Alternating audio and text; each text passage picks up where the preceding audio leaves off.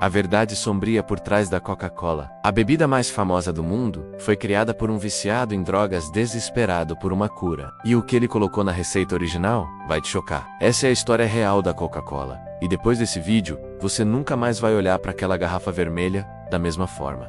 1886. Atlanta, Estados Unidos. Um farmacêutico ferido de guerra, viciado em morfina e à beira da falência estava prestes a criar a bebida, que seria consumida 1,9 bilhão de vezes por dia no mundo inteiro. Mas ele não queria criar um refrigerante. Ele queria se salvar. John Pemberton era um farmacêutico respeitado, um químico brilhante, com seu próprio laboratório. Sua vida estava nos trilhos até que veio a Guerra Civil Americana. Em abril de 1865, durante uma batalha brutal em Columbus, Geórgia, ele levou um corte profundo de sabre no peito. Um homem de 34 anos sentindo uma lâmina rasgar sua carne.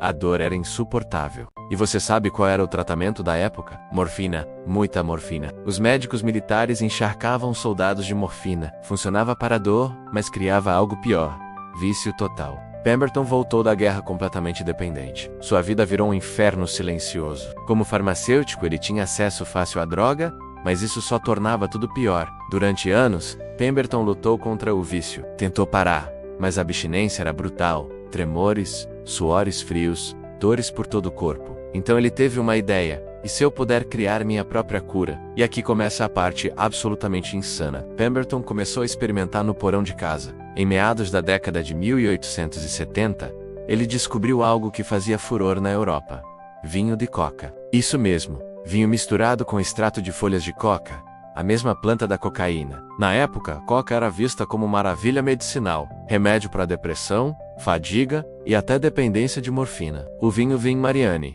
que misturava vinho Bordeaux com coca, era consumido por papas reis e artistas. O Papa Leão XIII carregava uma garrafa Thomas Edison Bibia. Não era visto como droga, era medicina. Então, em 1885, Pemberton lançou Pemberton's French Wine Coca, vinho fortificado com coca, e noz de cola, que tem cafeína, prometia curar de tudo: dores de cabeça, impotência, melancolia, e funcionava não porque curava, mas porque álcool, cocaína e cafeína faziam as pessoas se sentirem incríveis. Era literalmente uma bomba de drogas legais. Mas então veio o desastre. Atlanta aprovou leis proibindo o álcool em 1886.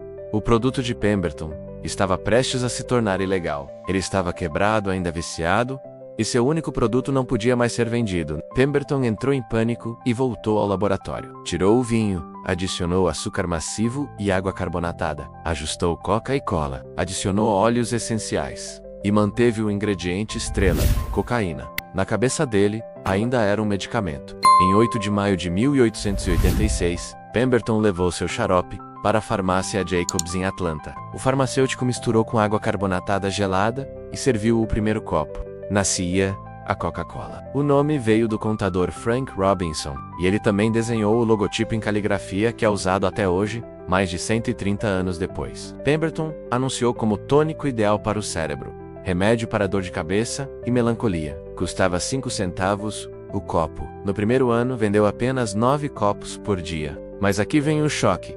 Cada copo continha cerca de 9 miligramas de cocaína. 3 copos te davam uma dose recreativa completa. As pessoas amavam. Elas estavam literalmente ficando chapadas. A bebida dava energia instantânea, melhorava o humor, tirava fome, e como era vendida como remédio em farmácias, ninguém questionava. Mães davam para crianças, trabalhadores tomavam no expediente. Era socialmente aceito. Mas Pemberton não aproveitou nada. Sua saúde desmoronava. O vício tinha cobrado seu preço. Em desespero por dinheiro para comprar mais morfina, ele começou a vender pedaços da fórmula e dos direitos da Coca-Cola para diferentes pessoas. Estava desmontando sua criação porque não conseguia parar de usar drogas. Em 1888, apenas 2 anos depois de criar a Coca-Cola, John Pemberton morreu, 57 anos. Câncer de estômago, mas o corpo devastado pela morfina. Morreu pobre, viciado, sem ver um centavo do império bilionário. Seu filho Charles também virou viciado em opiáceos e morreu 6 anos depois, aos 40. A família foi completamente destruída, mas a história continuou. Entra Asa Candler, empresário astuto que comprou todos os direitos entre 1888 e 1891 por apenas $2,3, hoje uns 75 mil. Ele roubou a Coca-Cola e transformou o xarope local em fenômeno nacional com propaganda agressiva, cupons grátis, calendários, cartazes. Em 1895, estava em todos os estados americanos, mas ainda tinha cocaína. No início do século XX, a atitude mudou. Histórias horríveis sobre vício apareceram. Campanhas racistas associavam cocaína a crimes. Pânico moral cresceu. Candler percebeu o perigo. Por volta de 1903, ele removeu a cocaína ativa, mas continuou usando folhas de coca descocainizadas. E até hoje, a Coca-Cola usa. Existe apenas uma empresa nos Estados Unidos da América autorizada a processar folhas de coca: Stepan Company. Em Illinois, eles extraem a cocaína vendida para uso médico, e o resto vai para a Coca-Cola. A Coca-Cola que você bebe hoje contém extrato de folha de coca descocainizada. É real. Está acontecendo agora. E a fórmula secreta virou a ferramenta de marketing mais poderosa da história, guardada num cofre em Atlanta. Dizem que só 2 pessoas conhecem a receita completa. Nunca viajam juntas. Se uma morrer, a outra treina um substituto. Nunca foi patenteada porque revelaria os ingredientes. Como segredo comercial, é protegida indefinidamente. Mas químicos já replicaram a Coca-Cola com precisão. Em 2011, um programa de rádio afirmou ter achado a receita original. O segredo não é tão secreto. O verdadeiro segredo é o marketing. É fazer você acreditar no mistério. E aqui vem a ironia mais cruel. Pemberton tentou se livrar do vício em morfina. Falhou completamente. Morreu viciado e pobre, mas acidentalmente criou a bebida mais viciante da história.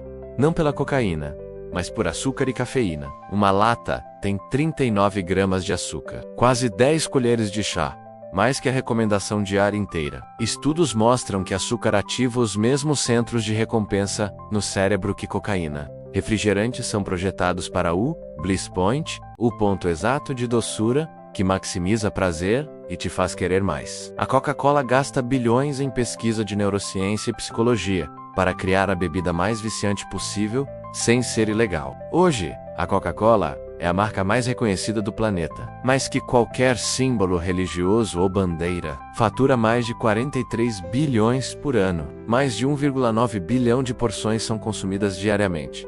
Quase um quarto da humanidade bebe Coca-Cola todo dia. Está em mais de 200 países. Em alguns lugares, é mais fácil achar Coca-Cola que água potável. E Pemberton, enterrado num cemitério modesto em Columbus, sem monumento grandioso. O criador da bebida mais famosa do mundo morreu miserável e esquecido. A Coca-Cola Company sanitizou sua história. Mencionam que era farmacêutico, que criou em 1886. Mas raramente falam do vício, da cocaína na fórmula, de como morreu sem um centavo, porque essa é a história que eles não querem que você conheça. Querem que você pense em felicidade, famílias sorridentes, ursos polares, Natal.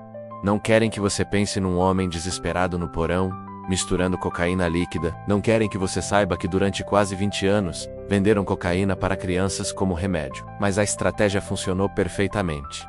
Pemberton queria substituir drogas viciantes. E criou algo ainda mais viciante, mais disseminado, mais lucrativo. Morfina viciava milhares. Coca-Cola vicia bilhões. A diferença?